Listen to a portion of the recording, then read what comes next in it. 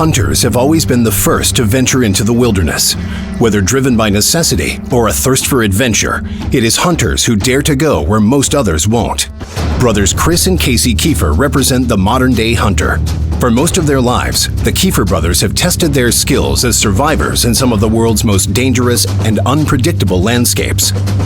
Dropped with only a sidearm for protection and the clothes on their backs, together they will spend the next month scratching and clawing their way over 100 river miles through a land ruled by predators. In a race against time, supply-yielding caches will be placed by the producers throughout their journey. To acquire them, the brothers must beat the clock, as Mother Nature threatens to choke the North with ice and snow. For the first time, the Keefer brothers will find out what it's like to be cast into the wild with virtually nothing. This is Dropped. The promise of sunlight dwindles as winter descends upon the Brooks Range. Its inhabitants have adapted to these harsh conditions in numerous ways. The eyes of many animals shift dramatically, increasing retinal surface, pupil dilation, and even utilizing a reflective membrane known as the tapetum. Commonly referred to as eye shine, this membrane collects and re-emits light back to the retina a second time, maximizing the little light available to them. Combined with powerful noses and hearing, the animals of the Arctic are at home in the black void of winter. Chris and Casey's survival hinges on their ability to see, which is limited to the light of their fire as darkness slips over the range.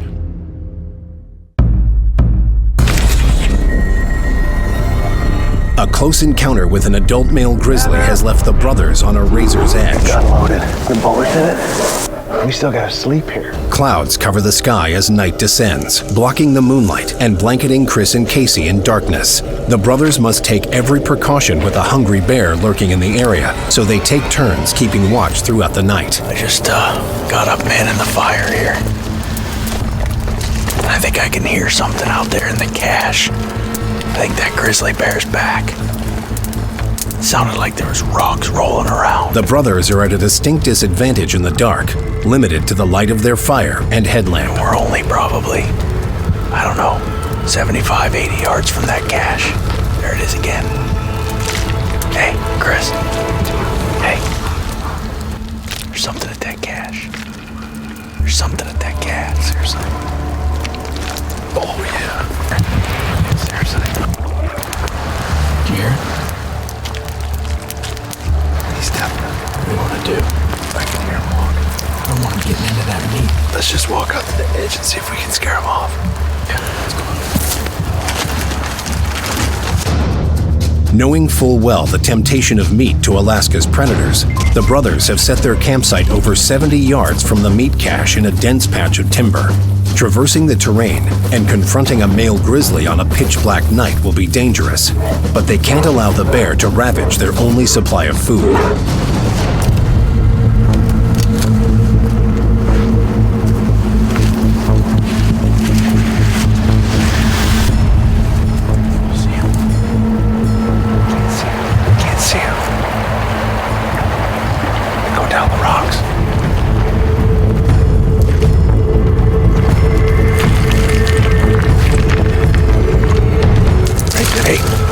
Hey, bear! Hey, get out of here! Hey! Get out! He's coming right at us. Get!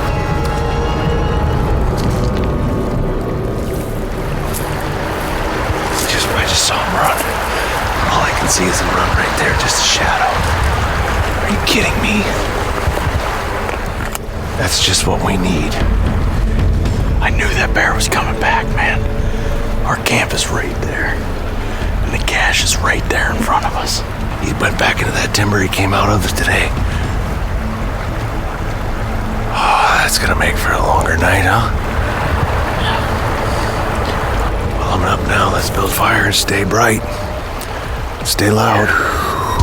I say as soon as daybreak comes, just move on. You know he's gonna come back. Brutal. As light enters the eye, it's focused by the cornea into the pupil, which expands or contracts to control the amount of light entering the eye. Light is then perceived by two types of cells, cones and rods. Cone cells can detect color in bright light, while rod cells detect black and white images and work best in low light.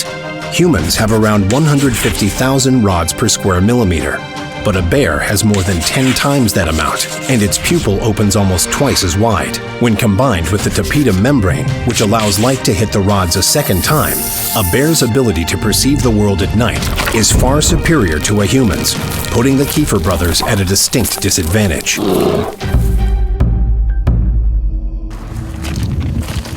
Hold on, let me get up here. Wait. You right? Shifting rocks have thrown Casey off balance, slamming his knee into the stump of a fallen tree.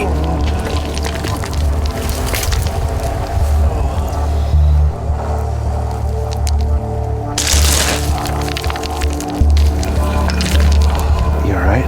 Yeah. You hit it on the rocks? Yeah. I slid down these rocks and I got caught in that tree. Grizzly bear in camp. What a time to blow a wheel. Sustaining even a small injury can prove fatal when surviving in a primal situation. Fortunately, Casey's knee can still support his weight, allowing him to maneuver about, albeit painfully. Let's get that fire going. Hopefully that was enough noise to scare him off. Oh. I could hear him going, ooh, ooh. You know what I mean? Yeah. He sounded like he was huffing. Yeah. Well, that's it for now. As day breaks, Chris and Casey Keefer are grateful for the sun's return.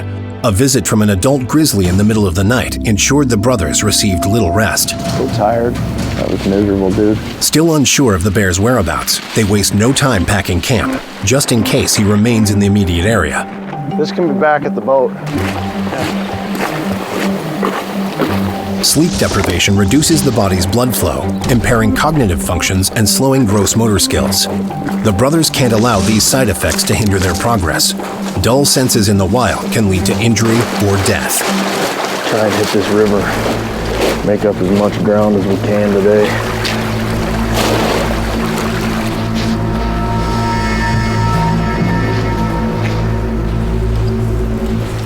Right there, same right here. Yeah, your hand doesn't even compare. That dude would jack you up, man. Especially when you're standing between him and his next meal. He's not gonna lighten up on you. Give you a hard time for sure. When he came out of these willows right here, he came down nose to the ground. Yeah. Just he had caribou on his mind. The close encounter has left a distinct impression on Chris and Casey. You need to think about pushing out. Gosh, it's cold, man. That's even more reason to hit the river sooner than later. With no desire to stick around for another encounter, the brothers pack camp and leave the bear's territory. As winter draws closer, days grow shorter, meaning less daylight that can be spent traveling on the river. With only 4 days to cover 7 river miles, Chris and Casey must cover large chunks of ground quickly if they hope to validate their 4th supply cache. Another day on the river right now. Jesus. Almost went right in. Probably just got hung up again in a little rapid section, so we're not in the clear yet. I mean, this water's not very deep. Maybe ankle deep, but we're gonna have to do some dragging, so. More dragging. Float dragging Alaska. The added weight of the caribou will make dragging the raft much more difficult. Exhaustion, fatigue, and the mind-numbing cold is sapping the brothers' energy and spirits. We're on the snow, you gotta go that way. Huh? You gotta go that way. You go through here. Float dragging, that's what it's all about.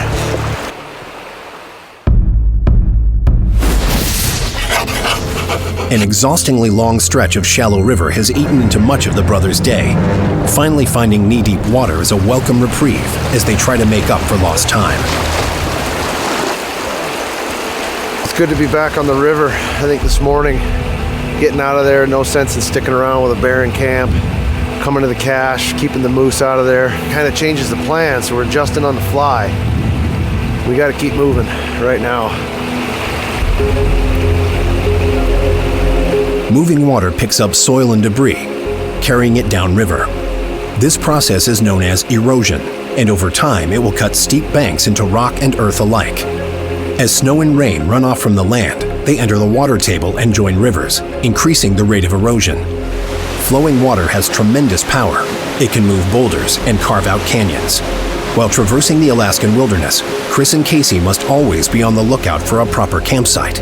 But as they travel downstream, the riverbank becomes steeper, which makes finding a location more and more difficult. Coming down into some of this canyon country, as we get lower in this river, we start to get some of these high banks and stuff, and sweepers. Like that one that just went over my head. So a little more debris in the water, but not too bad. Just gotta watch it. You know what happens when you hit the side of the sweepers. If there's sweepers in the water, when you hit the side of those things, the boat will actually hit, and then the current forces you and you'll start to list. The boat will start to list, and you can end up sinking one way or the other. But this area is awesome, man. We got tons of big, tall trees in here. That's what I love about Alaska, is you go around a bend, and every single bend you go around, something's different. Something's different between this one and the next one. Always looking at something new, man. It's just gorgeous.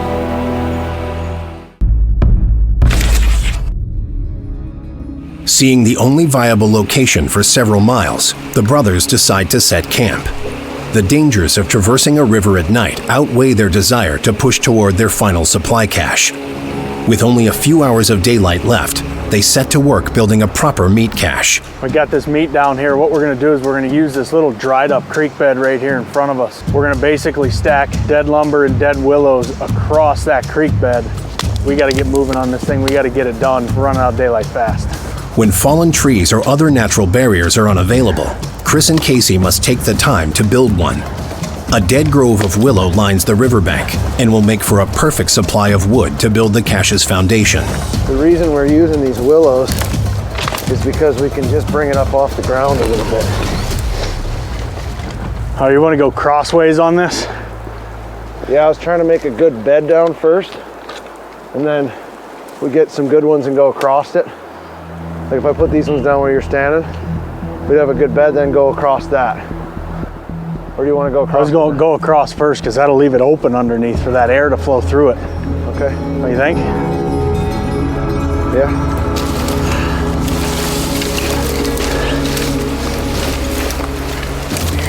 That might be good. I'll get a couple more if you want to start laying meat. Okay. Meat care bags are pretty amazing because it wicks away all the moisture from the meat. So what we don't want is we've got some of these that are doubled up, two hindquarters in the back end. When you get two hindquarters touching each other like that, we don't want meat to meat contact, because that's where you'll get some spoilage. The ones that are double, we're gonna pull out and make sure that they're kind of out in the air.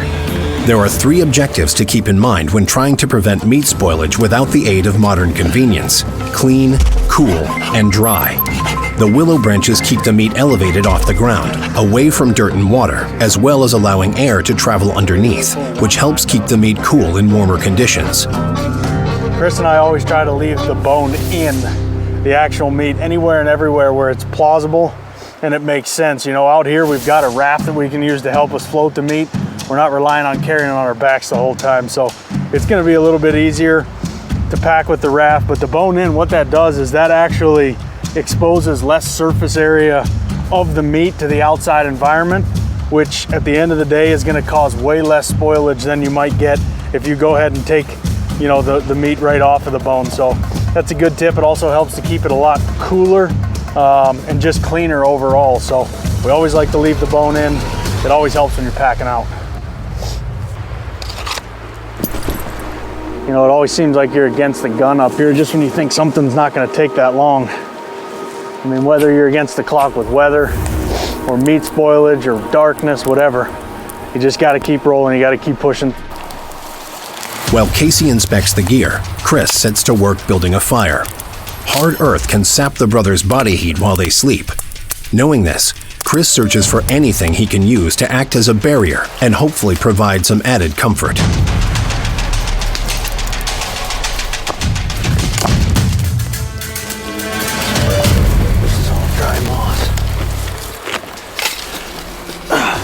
This moss is like having a bed out here. If you can find it, you can peel it away perfectly square, which is great.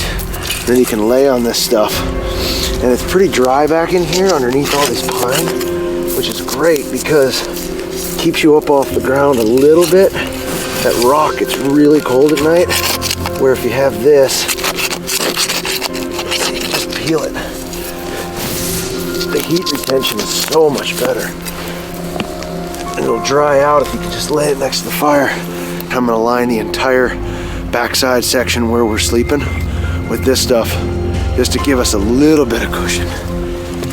Moss is able to absorb huge amounts of water, and the brothers' basic clothing can only protect them so much, so Chris must dry it out next to the fire before sleeping on it. Small comforts like a moss bed help lift the brothers' spirits before facing another brutally cold night. I'm just going through and sharpening out a willow that we can use to cook the meat on and make for good skewers because it's green. If you use a dead branch, your meat most likely will end up in the fire. Got a fire going, got beds laid down. I got two little treats just about ready to eat.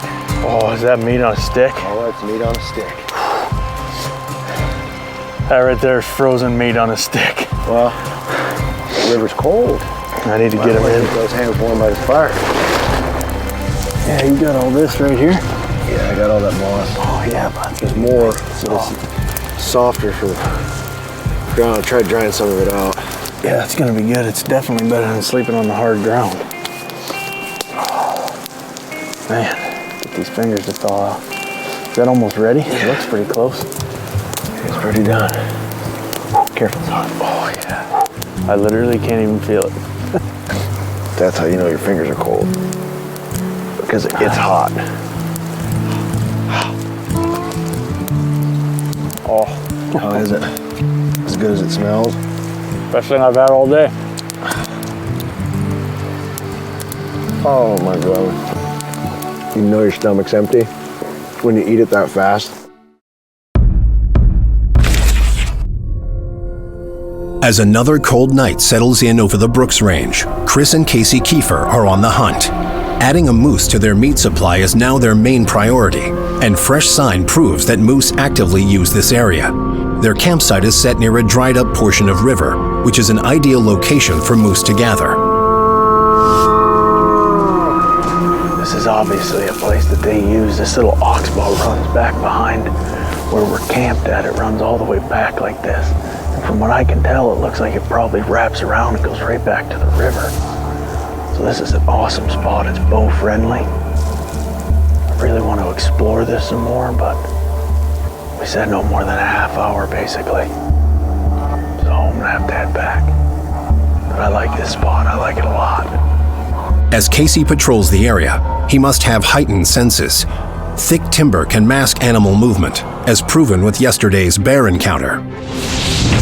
A meandering river will have many curves in its watercourse, creating a snaking pattern across the land. Soil is pulled away from the riverbed and surrounding bank, adding width and depth to the river. After a long period of time, the meander becomes curved. Eventually, the neck of the meander becomes narrower, and the river cuts through the neck during a flood, cutting off the meander and forming an oxbow.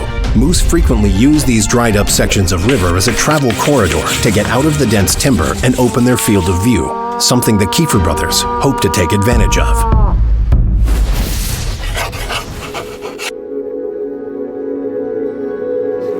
What'd you see?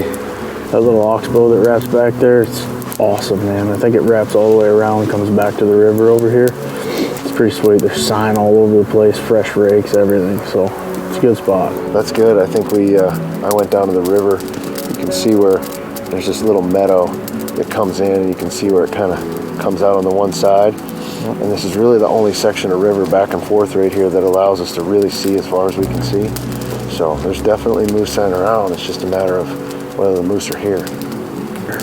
I got enough wood right here that we just try to stay warm, keep the fire rolling, get after it again tomorrow, get some shut-eye. All in all, doing good. Got in, found a great spot for camp. The access that it gives us both to and from the river. I'm really excited for the spot that we're in right now. You know, just doing a little bit of looking around and tell there's a lot of moose sign around here. I'd love to see a big moose hit the ground because that meat will provide for my family for a long time. The shelter that we built, it's not a lot. You just need something that's going to keep the weather off you and keep you warm. You sleep for a half an hour, you wake up, you got to roll to the other side because everything's hurting and aching. So it's a lot of back and forth at night, but it is what it is. And just stick around camp, continue to call. I really like this area. I like what it provides. I like the ability to be able to see for a long distance. You got to give yourself some time and never really be in a hurry to get anything done. So when you find yourself in a hurry is when you can get in trouble, and that's when you can get in trouble pretty quickly. So there's a cache right around here. We don't have time, dude.